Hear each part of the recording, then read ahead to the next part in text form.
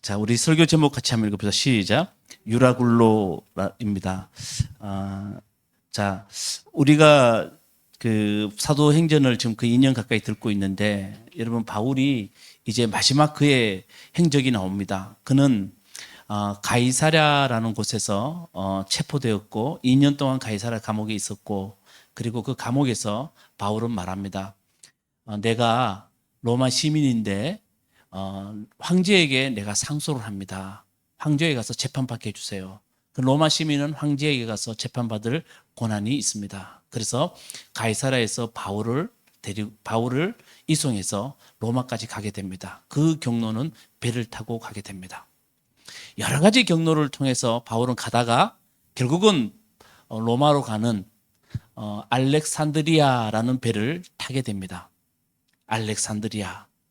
그 배를 타고 바울은 이제 로마로 가게 되는데 아주 잘 모든 것이 잘 진행되는 것 같았는데 거기에 아주 암초가 하나 생깁니다. 그게 뭐냐 하면 유라굴로라는 폭풍입니다. 뭐라고요? 예, 유라굴로라는 폭풍을 만나게 됩니다. 자, 여러분, 이 유라굴로의 폭풍이라는 말은 사람의 손으로 어떻게 할 수 없는 거예요. 사람의 능력으로 어떤 게 할 수 없다는 뜻을 폭풍이라는 단어는 담고 있어요. 바울은 지금 로마로 가야 되는데 로마로 가는 길에 유라굴로라는 폭풍을 만나게 됩니다. 자, 근데 이 폭풍을 만나기 전에 바울은 이렇게 말을 해요. 우리 지금은 항해할 때가 아닙니다. 그러니까 지금은 좀 가지 말고 다른 날 선택했으면 좋겠습니다라고 바울이 이미 경고를 했어요. 근데 선장과 선주는 바울의 말을 듣지 않습니다. 10절, 12절 말씀, 11절 말씀 한번 제가 읽어드리겠습니다. 바울이 하는 말입니다. 여러분, 내가 보기에 지금 항해를 하다가는 재난을 당할 것 같은데 진과 배의 손실뿐만 아니라 우리의 생명까지도 이를지 모릅니다. 그러나 백부장은 바울의 말보다는 선장과 선주의 말을 더 믿었다. 이렇게 말합니다. 지금 항해하다가는 재난을 당할 것 같은데 짐과 배의 손실뿐만 아니라 생명까지도 우리 잃을 수 있습니다. 라고 바울은 말을 해요. 왜냐하면 바울은 그때 되면 대단히 배가 항해하기 힘든 시간이라는 걸 바울은 알고 있어요. 그래서 바울은 안 했으면 좋겠습니다고 말을 해요. 근데 선주와 선장은 누구의 말을 더 신뢰합니까? 백부장의 말을 그 바울을 데려가는 백부장은 선장과 선주의 말을 더 신뢰를 해요. 그래서 결국 어떻게 되느냐 하면 12절에 보니까 이렇게 되어 있습니다. 그리고 그 항구는 겨울을 나기에 적합하지 못한 곳이므로 거의 모두는 거기에서 출발하여 할 수 있으면 베니스로 가서 겨울을 나기로 뜻을 정하였다. 이렇게 말합니다. 자, 저 보세요. 이게 이해관계예요. 바울은 지금 내 경험상, 그리고 우리는 많은 경험을 했는데 이때 되면 배를 띄우면 안 됩니다. 여러분, 여름 되면 태풍이 생겨요, 안 생겨요? 생기죠. 겨울 되면 생겨요, 안 생겨요? 안 생기죠. 그래, 그거는 경험상 알고 있는 거예요. 근데 바울은 하나님 앞에서 그가 지금은 때가 아니라는 걸 알게 되었어. 그래서 선장에게, 백부장에게, 지금 가지 맙시다. 바울을 이송하는 사람의 책임자가 백부장이에요. 가지 맙시다 그랬더니 아니라고, 괜찮다고 하면서 갑니다. 근데 그 얘기는 이해관계가 있어요. 잘 보세요. 여러분, 선장과 선주는요, 모든 것을 짧게 빨리 가는 게 좋아요. 쉬었다 가는 건 자기들한테 엄청난 손해예요. 괜찮을 때 빨리 가는 거예요. 그러면 이득이 남아요. 여러분, 그리고 여기 있는 백부장 군인입니다. 그리고 이 사람들은 12절에 보니까 따뜻한 데 가서 쉬고 싶어요. 여러분, 군인의 특징이 뭔지 아세요? 저는 6개월 나왔습니다. 그러나 군인의 특징은 다 압니다. 여러분, 군인의 특징이 뭐예요? 편안한 곳이라면 목숨을 겁니다. 군인은요, 요만큼 조금이라도 더 편한 곳이 있으면요, 거기에 자기의 모든 그 수단을 동원합니다. 지금 동의하는 군인들 다 웃고 있잖아요. 저 군인들. 맞죠? 제 말이 맞아요. 군인들은 참 웃겨요. 아니, 저 정도는 괜찮을 것 같은데 하는데 그것 좀 쉬려고요, 별짓 다 합니다. 그렇게 이게 이해관계가 맞아 떨어진 거예요. 선장과 선주는 빨리 가야 돼요. 좀 괜찮을 때 빨리 가야 다음에 또 짐도 좀 더 싣고 또 자기들은 더 이득을 남길 수 있는 기회가 있는 거예요. 군인들은 좀 더 쉬고 싶은 거예요. 그 이해관계가 딱 맞아 떨어진 거예요. 그러니까 바울이 지금 안 됩니다라는 말에 그들은 동의를 하지 않는 거예요. 그래서 13절부터 보면요, 처음에는 순풍이 부는 것 같았어요. 괜찮아요. 그런데 순풍이 불다가 갑자기 유라굴로라는 폭풍이 생겨요. 도저히 손을 쓸 수 없는 폭풍이 생겨요. 큰일 났죠. 그러니까 이 폭풍이 얼마나 심했냐면 18절, 19절. 여러분 18절, 19절 같이 읽어보세요. 시작. 우리는 폭풍에 몹시 시달리고 있었는데 다음날 선원들은 짐을 바다에 내던졌고 사흘째 날에는 자기들의 손으로 배의 장비마저 내버렸다. 이게 지금 얼마나 지금 이 알렉산드리아호 안에 혼란이 생겼는지를 이 한마디로 다 표현해줘요. 군인들이 선원들이 짐을 다 바다에 던져버려요. 이게 얼마나 정말 손해입니까? 근데 그걸 다 감수하고 다 던져버려요. 그런데 이 날이 얼마나 이 시간을 보내냐 하면 열나흘이래요. 열나흘. 약 2주간입니다. 2주간 동안에 너무나 큰 시험을 그들이 당하고 있는 거예요. 다른 구절에 보면 이렇게 되어 있습니다. 조금 열나흘이 지나고 난 뒤에 좀 괜찮을 듯 했을 때 선원들이 어떻게 했냐면 고룻배라고 큰 배에 조그마한 배가 있어요. 그걸 내려요. 그리고 자기들끼리 도망가려고 해요. 여러분 어디 가면 꼭 이런 사람들 있잖아요. 자기만 살라고. 그게 무슨 말이냐면 이런 것을 왜 성경에 기록하고 있냐면 이 배에는 희망이 없다는 거예요. 아니 안에 있는 걸 다 바다에 집어 던져버렸기 때문에 이제는 유라굴라 폭풍이 멈춰도 이제는 희망이 없다는 뜻을 이렇게 표현하고 있는 거예요. 그런데 이 배 안에 사람들이 몇 명이 있냐 하면 몇 명이 있어요. 아까 성경 읽을 때 이런 숫자로 표현한 거 봤어요? 몇 명이에요? 몇 명요? 276명. 자, 성경에는 276이라는 단어를 기록한 것은 어떤 의미냐 하면 이곳에도 생명이 있다는 그 뜻을 말하는 건데 뭐냐 하면 너무나 구원이 절실하다는 것을 숫자로 표현하고 있어요. 이 276명의 살아있는 사람들이 있습니다. 어떤 사람들은 도망가고 배는 무질서하고 혼란에 빠져 있지만 이 배 안에는 정말 276명의 하나님의 손길이 필요한 사람이 있습니다. 구원을 받아야 할 사람들이 이 속에 있습니다라는 것을 이야기를 해요. 276명, 이걸 제가 말씀을 이렇게 읽다가 마음이 왔어요. 여러분 299명 혹시 기억나십니까? 우리 많이 눈물을 흘렸잖아요. 학생들은 배 안에서 죽어가고 선장과 선원들은 자기들이 구명보트 타고 도망갔어요. 얼마나 우리 눈물 많이 흘렸습니까? 생각나지 않아요? 299명이란 말은 또 276명이란 말은 하나님의 손길이 필요한 사람이 그 배 안에 있다는 의미를 성경은 우리에게 들려주고 있는 거예요. 근데 하나님은 이 배 안에 구원의 손길을 숨겨두셨어요. 희망의 불씨를 숨겨두셨어요. 여러분 그거 아세요? 제가 목회를 할 때 어떤 분이 그렇게 말씀하시더라고요. 권 목사, 목회를 하면 어려운 때가 오는데 정말 생각지도 못한 사람이 목사님에게 큰 도움이 될 때가 있어. 구원의 손길은 항상 내가 생각하지 않는 곳에서 구원의 손길이 와. 이렇게 말씀해 주셨더라고요. 근데 진짜 목회하다 보면 그래요. 근데 목회만 아니에요. 여러분 살다 보면 저 사람이 날 도와주고 저 사람이 나를 어떻게 하겠지라고 생각했는데 그 사람이 배신하고 이런 게 아니고 생각지도 못한 데서 도움의 손길이 와요. 믿으시죠? 그러니까 여러분 바다를 너무나 잘하는 선장이나 선주한테서 도움의 손길이 또 오는 것도 아니고요. 그 배 안에 있는 많은 군인들 중에서 용기 있다고 하는 그 군인들 가운데서도 도움의 손길이 온 게 아니에요.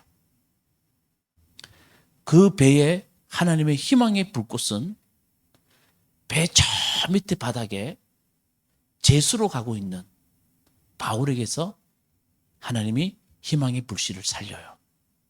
아멘. 제가 오늘 주목해서 여러분들 말씀드리고 싶은 것은 그럼 바울은 이 배 안에서 무슨 일을 했냐를 두 가지로 말씀드리고 싶어요. 여러분 바울이 얼마나 대단한 일을 했는지 한번 두 가지를 보는데 한번 대단한 일인지 아닌지는 여러분이 결정하세요. 아시겠습니까? 자, 바울은 거기에 276명의 사람들의 정말 희망을 구원을 바라고 생명을 살기를 원하는 그 276명에게 바울이 한 일이 뭐냐 하면 한번 보세요. 33절 말씀 우리 하은이가 읽었던 말씀 봅시다. 날이 새어 갈 때 바울은 모든 사람에게 음식을 먹으라고 권면하면서 말하였다. 다 같이 시작.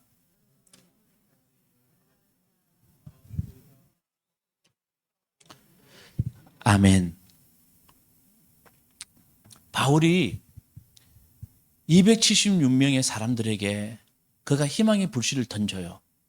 근데 바울이 어떻게 하냐 하면 첫 번째가 뭐냐 하면 음식을 먹으라는 거예요. 안 대단합니까? 아니 그걸 다 할 수 있는 일인데 이게 뭘 그렇게 대단하다고 성경을 이걸 기록하고 있습니까? 두 가지예요. 첫 번째가 음식을 먹으라는 거예요. 여러분 참 중요한 말입니다. 제가 말씀을 묵상하면서 이 두 가지가 바울이 한 이 두 가지가 계속 제 마음속에 맴도는 거예요. 여러분 음식이 맛있으려면 음식 안에 뭘 넣어야 됩니까? 온갖 양념을 다 넣어야 됩니다. 지난주에 우리 사람이 집에서 생선을 먹자고 이야기 하더라고요. 그래서 그래 생선 먹자. 진짜 음식 집에서 하면 내가 이런 말 하면 좀 이상한 사람이지만 잘하거든요. 그 먹으면 내 혼자서도 전 감동을 하고 먹습니다. 그런데 자꾸 생선이 늦어져요. 그래서 자꾸 왔다 갔다 하면서 뭘 넣어요. 그래서 내가 한번 가봤어요. 당신 이렇게 양을 맞추는 게 아니고 계속 먹으면서 간 맞추지. 그랬더니 그 생선을 내왔어요. 근데 진짜 내게 농담이 아닙니다. 생선이 좋은 생선이 아니어서 맛이 없더라고요. 생선이 좋은 생선이 아니어서 맛이 없었어요. 그래서 내가 보니까 이 모든 음식에는 양념이 중요해요. 맞아 아니에요? 맞아요. 양념이 잘 들어가야 돼요. 제가 그 음식에 대해서 말씀드리지만 여러분 음식에는 양념만 들어가 있다고 절대로 생각하지 마세요. 음식에는요 사랑이 들어가 있어요. 동의하세요? 용서가 들어가 있고요 이해가 들어가 있어요. 정말 중요한 이야기예요. 친구 관계가 멀어졌을 때 서로 오해하고 매일 연락하거나 일주일에 한두 번 연락하던 친구가 한 달 이상 서로 연락을 못했대. 여러분 우리의 가장 좋은 푸는 방법은 야, 밥 한 끼 먹자.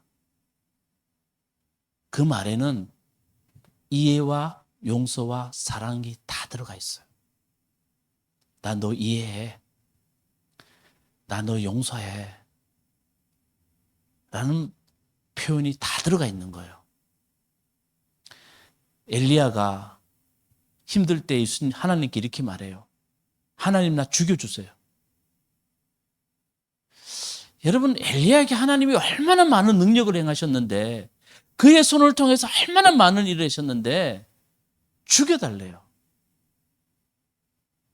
여러분, 그 부분을 읽으면 엘리야가 대단히 위대한 사람처럼 18장까지 나오다가 19장 가면 나 죽여달래요. 엘리야를 도저히 이해할 수가 없어요. 근데 우리 하나님 어떻게 해요? 급하게 광야에서 뜨거운 돌에 과자를 굽고 물 한 병을 주시면서 엘리야에게 갖다 줘요. 여러분, 이런 구절들을 보면 엘리야 배고팠겠구나 이렇게 읽으십니까? 하나님은 엘리야에게 말씀하고 계세요. 엘리야야, 그래 네 힘들고 어렵고 너 그 고난 내가 다 이해하고 지금의 내 모습을 내가 용서해. 엘리야, 충분히 나는 아버지로서 널 받아들일 수 있어. 그 모습 내가 다 받아들일 수 있어. 그거 아닙니까? 우리 교회에서 여러 번 말씀드렸지만 제자들이 예수님 죽고 난 뒤에 다 고기 잡으러 갔을 때 오늘 칼럼에도 썼지만 우리 예수님 그 제자들 바다에서 돌아올 때 딱 한마디 하십니다. 그게 뭡니까? 와서 아침 먹으라는 겁니다.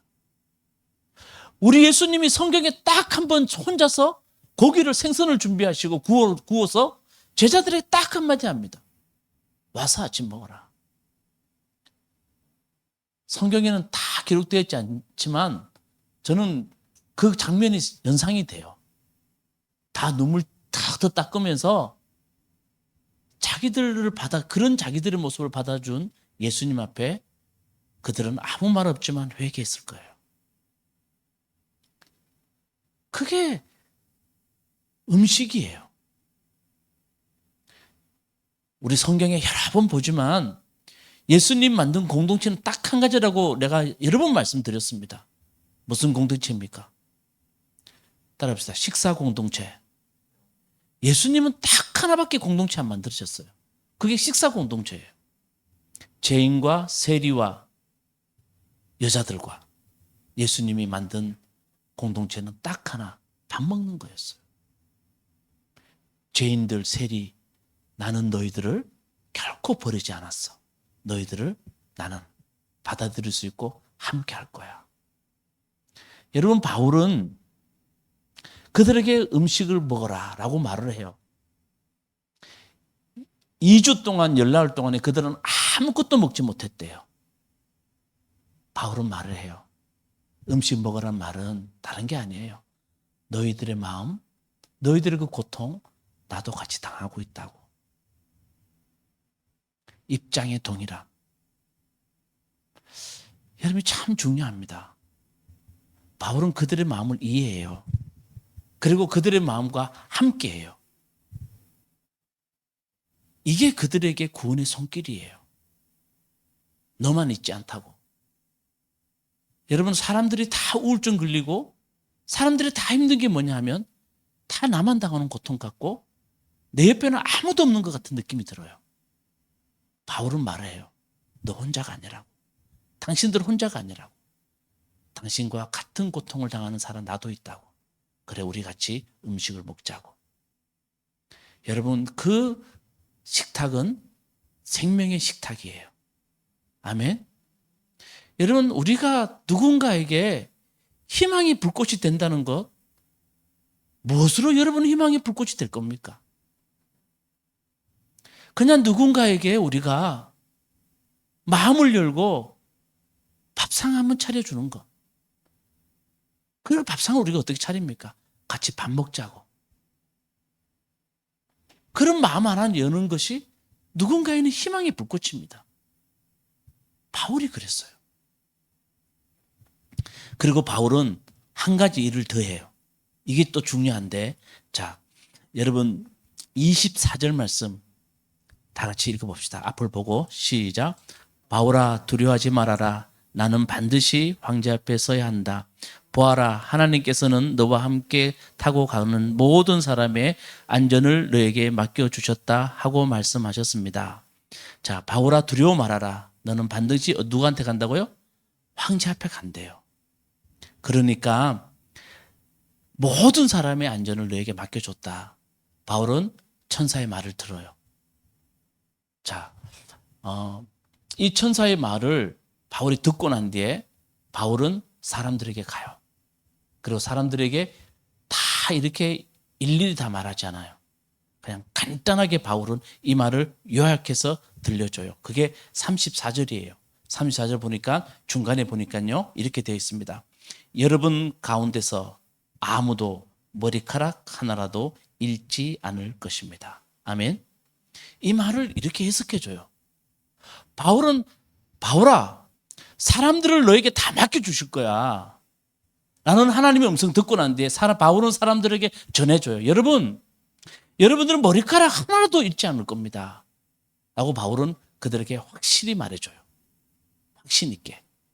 자, 저 보세요. 중요한 이야기입니다. 여러분, 바울이 이렇게 확신 있게 말하는 것은 그가 하나님을 경험했기 때문이에요. 이 경험에서 나오는 말이에요. 여러분, 종교의 언어는 제가 말씀 주면 이런 생각했어요. 여러분, 우리를 가장 겁을 주고 사람을 옥조아 놓는 언어들을 가장 많이 갖고 있는 곳이 어딘 줄 아십니까? 사람에게 두려움을 심어주고. 그게 종교예요. 종교가 무서운 것은요, 여러분 잘못된 종교를 선택하면 얼마나 무서우냐 하면 사람을 올가매요. 사람에게 두려움을 심어줘요. 그래야 올가맬 수 있어요. 그걸 가장 많이 갖고 있는 언어를 갖고 있는 곳이 종교예요. 처음에는 한번 뭔가 들어가 봐야 되겠다 들어가지만요 결코 여러분 발로 못 나옵니다. 왜 신천지 같은 이만희 같은 사람들 여러분 설교 들어보셨어요? 그 사람들 앞에 비하면요 저는요 정말 설교 잘하는 목사예요. 한번 들어보세요. 여러분 JMS 그 정명석이 설교 한번 들어보세요. 그게 설교입니까? 나는 도저히 이해가 안 돼 정말. 저렇게 설교하는데 누가 저기 가서 젊은이들이 다 무릎 꿇고 절을 하고. 왠지 아세요 여러분?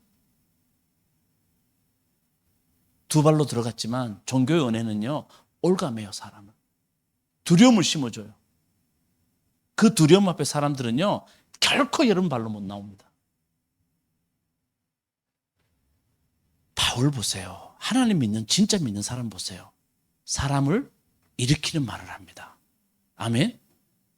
하나님 앞에 확신을 갖고 있는 사람들은, 하나님을 정말 사랑하는 사람들은 사람을 일으키는 말을 합니다. 그게 정말 하나님의 사람들이에요. 여러분 물론 하나님 앞에 가까이 가는 사람들 앞에서는 당연히 하나님 곁으로 가십니다고 말을 해줘야 돼요. 그런 사람들을 일어납니다 말하는 것도 그 잘못된 거예요. 그렇죠? 그러나 큰 폭풍 앞에 있는 사람들에게 하나님을 향한 신뢰를 심어줘야 돼요. 그게 중요해요. 자, 진짜 하나님 믿는 이사야는 우리 하나님을 사람들에게 이렇게 소개시켜줘요. 우리 이사야서 43장 읽었는데요. 43장 말씀 우리 다 같이 한번 앞을 보고 읽어보도록 하겠습니다. 시작. 너희는 지나간 일을 기억하려고 하지 말며 엔딩을 생각하지 말아라. 내가 이제 새 일을 하려고 한다. 이 일이 이미 드러나고 있는데 내가 그것을 알지 못하겠느냐. 내가 광야에 길을 내겠으며 사막에 강을 내겠다. 아멘. 자, 여러분 사람들에게 이사야는 이렇게 말해요. 얘들아 너희들 지나가는 일들, 옛적 일들을 생각하지 마라. 그렇죠? 우리가 살다 보면 사람들은 자꾸 관성이 생겨서 그 옛날에 이런 일을 당하고 나면 이제 좀 다른 방법이 있겠죠. 그러면 내가 경험해 봤어. 내가 다 알고 있어. 이런 사람들 가끔 만나요. 속에서 뭐가 일어납니까? 예, 달걀을 100개 먹은 느낌 같은 답답함이 느껴나죠. 근데 그게 인간이에요. 저도 마찬가지예요. 네, 목회했는데 다 경험해봤어. 뭐 이렇게 목사가 말하면요, 여러분들 정말 우리 목사님 답답하다 그럴 거예요. 그래서 이사야는 말해요. 그런 걸 생각하지 마라. 자, 내가 이제 무슨 일을 행한다고요? 새 일을 행할 거다. 이 일은 어떤 새 일이냐면 마지막에 참 좋은 말이에요. 내가 광야에 길을 내겠으며 사막에 강을 내겠다. 아멘. 이게 무슨 표현인지 아십니까?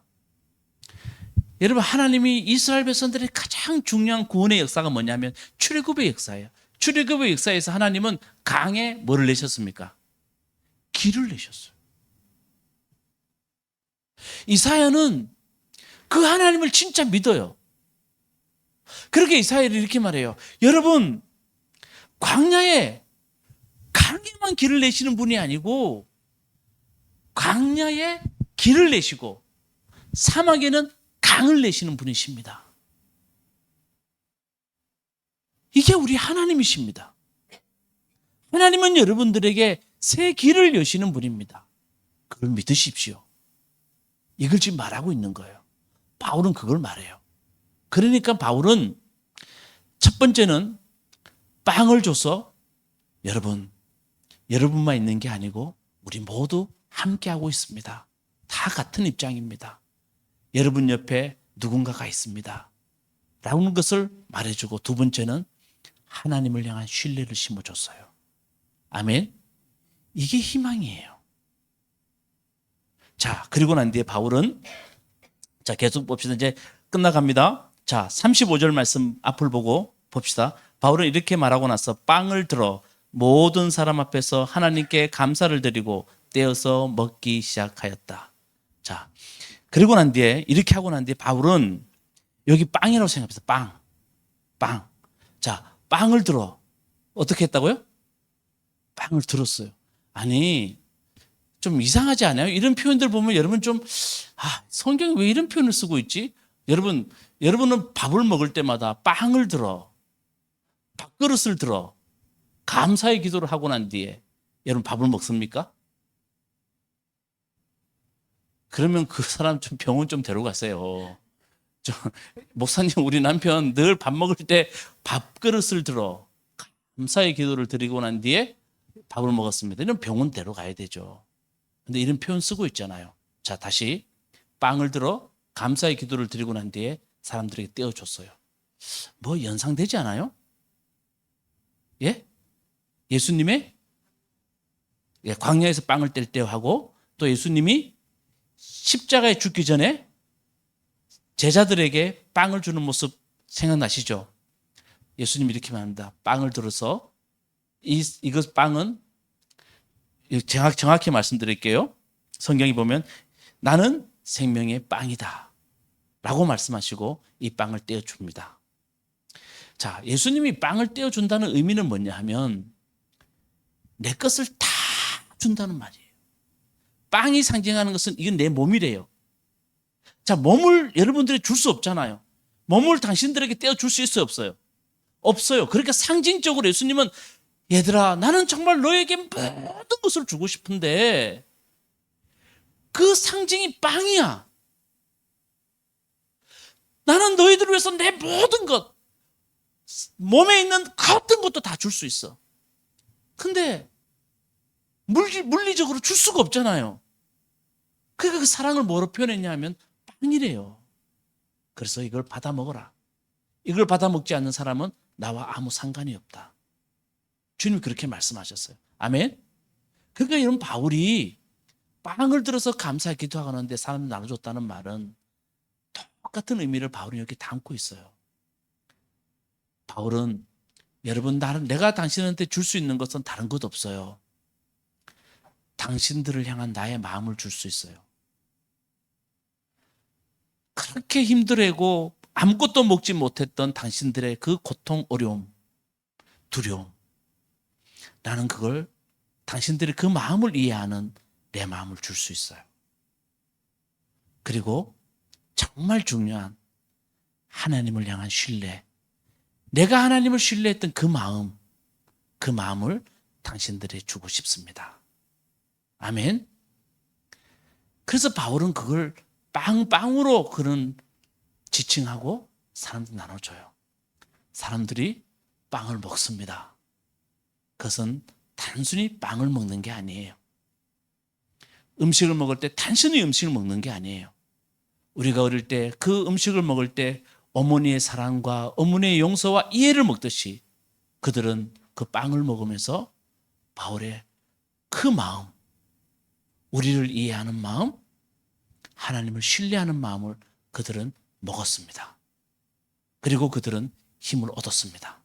바울의 말처럼 정말 276명의 사람들이 한 사람도 다치지 않고 그들은 모두 살았습니다. 할렐루야. 자, 이제 말씀 마치겠습니다. 여러분, 우리에게는 유라굴로 같은 폭풍이 있을까요, 없을까요? 예? 목사님, 아직까지 저한테는 그런 게 없어요. 저는 그냥 평탄하게 왔어요. 고등학교도 공부 잘하고, 대학교도 가고, 직장도 있고, 가정도 좀 편안하고, 뭐 우리 다 그런 생각을 해요. 뭐 우리 가정에 내가 폭풍이 어디 있습니까? 라고 말을 해요. 잘 들으세요. 이익과 이익이 만나는 세상은 언제나 폭풍입니다.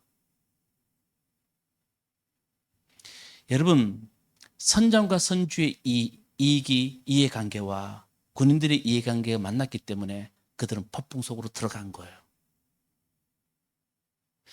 여러분, 우리가 얼마나 지금 이해관계만 남아있는 세상에 살아갑니까?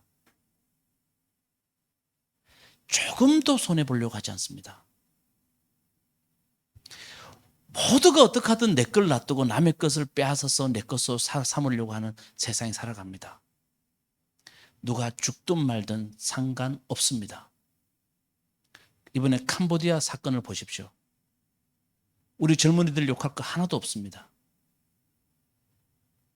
돈을 버는 데는 불법도 아무 상관없다. 잠깐 내가 돈 벌고 남을 속이더라도 돈을 벌면 된다. 여러분, 이게 우리 사회를 만들어 놓고 있습니다. 이제 어디 국가 간에도 어디 우방이 있습니까? 정말 국가 간에 어디 우방이 있습니까? 각자 도생입니다. 모두가 이익과 이익이 부딪히는 세상은 유라굴로입니다. 저는 그렇게 말씀을 읽다가 하나님 주신 지혜입니다. 그래서 다들 정말 힘든 세상에 사람들이 살아갑니다. 우리 예수 믿는 우리들이 그들에게 해줄 수 있는 게 뭘까요? 뭘 좀 해줄 수 있겠습니까? 저는 바울이 했던 이 두 가지만 좀 해줬으면 좋겠어요. 좀 힘들어하는 사람들에게 너만 있는 게 아니고 나도 있다고. 여러분들의 마음을 좀 나눠줄 수 있는 여러분 되시기 바라겠습니다. 조금 가끔 힘들지만 같이 밥 먹자고. 그리고 그들에게 그냥 웃다가 와도 여러분 꼭 심각한 말 해야 됩니까? 왜 목사하고 식사하기 싫어합니까? 만나면 꼭 심각한 말 한마디 해줘야 돼요. 집사님 그렇게 하면 안 됩니다. 하루에 몇 시간 기도합니까? 하루에 성경 몇 번 읽겠습니까? 이런 말 하면 정말 여러분 짜증나잖아요. 그냥 웃다가 와도 그 마음이 사람을 하나님이 만져주시는 거예요. 목사는 못 만져요. 그리고 여러분 그들에게 당신이 힘들 때 정말 당신의 일을 감당할 수 있는 분은 우리 하나님입니다라고 꼭 말씀해 주세요. 여담이지만 제가 적어둬서 좀 합니다. 제 친구 그 대학원을 같이 나왔던 목사님이 같이 이야기를 하다가 나보다 나이 많아 좀 상담을 했어요. 목사님, 제가 아는 분 중에 한 분이 자녀들한테도 인정을 못 받고 이 부부 관계도 그렇게 안 좋아요. 그래서 힘들어 하시는 모습을 보면서 내가 목사님한테 상담을 했어요. 목사님, 이런 분들은 어떻게 이야기해 줘야 좋습니까? 라고 이야기했더니 목사님 그러더라고요. 가만히 있다가 그분이 그렇게 심각한 말 하는 분이 아닌데 나보고 그러더라고요. 나는 지금까지 목회를 하면서 그런 사람을 고칠 수 있는 방법은 정말 하나님밖에 없다고 생각한다. 사람의 마음을 누가 고치겠냐고. 사람의 마음 고칠 수 있는 거 사람들 착각하는데 사람인 줄 안다고. 진짜 그 사람 하나님 만나서 하나님 앞에 내려놓고 하나님 앞에 그러지 않는 이상 의사 앞에 내려놓고 뭘 내려놓는다고 그 사람의 병이 고쳐지겠냐. 우울증 걸리고 공황장애 걸린 사람들 진짜 하나님 안 만나고 누가 고쳐주겠냐는 거예요. 나는 그 말을 듣는 순간에 정말 찐한 감동이 왔어요. 정말 찐한 감동이. 여러분, 하나님 아니고 정말 누가 고쳐줘요, 우리를. 그렇잖아요. 그러니까 여러분, 우리 정말 유라굴로 폭풍 같은 만난 사람들에게 우리가 좀 구원의 손길이 됩시다. 그래서 그런 사람들한테 가서 내 마음도 내려놓고 바울처럼, 그리고 나 하나님 믿어봤더니 나 정말 달라졌고 나 정말 두려움이 사라졌어 라고 말하면 그 사람들이 하나님을 향한 신뢰가 생기잖아요. 그런 사람들이 이 유라굴로 같은 폭풍 가운데 정말 구원의 손길을 볼 줄로 믿습니다.